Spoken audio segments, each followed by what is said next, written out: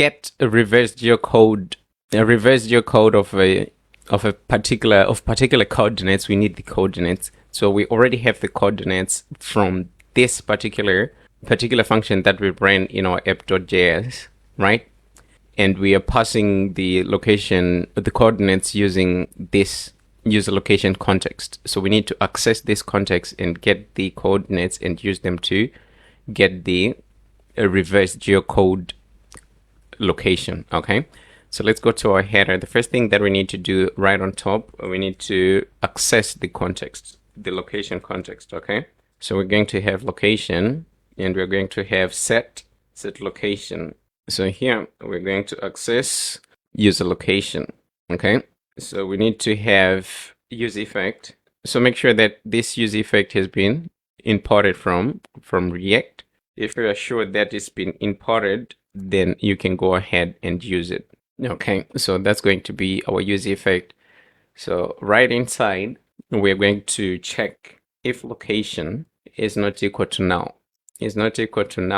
Then we're going to go ahead and run the function to reverse geocode. So we're going to run the location in here. Okay, and here we're going to use changes in location to just run this use effect. Okay, so first let's create the function to reverse geocode. We're going to do that right at the bottom. Okay, so consts reverse geocode. Okay, so when we're reverse geocoding, our function has to be asynchronous and they have to take in some parameters. So the parameters that this function is going to take is the latitude and the longitude, and the longitude. These two arguments, right? So right inside, we need to have a function consts reverse geocoded address. So here we are going to await for the location. So we need to import this location from expo location. Okay, so let's just go ahead to our app.js and we get this one here, the location, and it's the same one that we're going to use here. And from location, we're going to go ahead and reverse geocode async. So in here, we're going to require our longitude and our latitude. So first, let's have our longitude.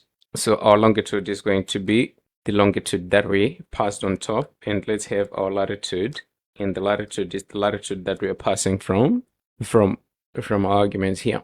And after that, we are going to set address again. Okay, so the address is going to be whatever we are going to get here. But before that, what we're going to do here is going to just log the reverse geocoded address. Okay, so we need to run this function in here in our use effect, and we're going to provide the latitude and the longitude. Okay, so our latitude is going to come from location.codes. So if we take a look here, this is our location, right? Location object.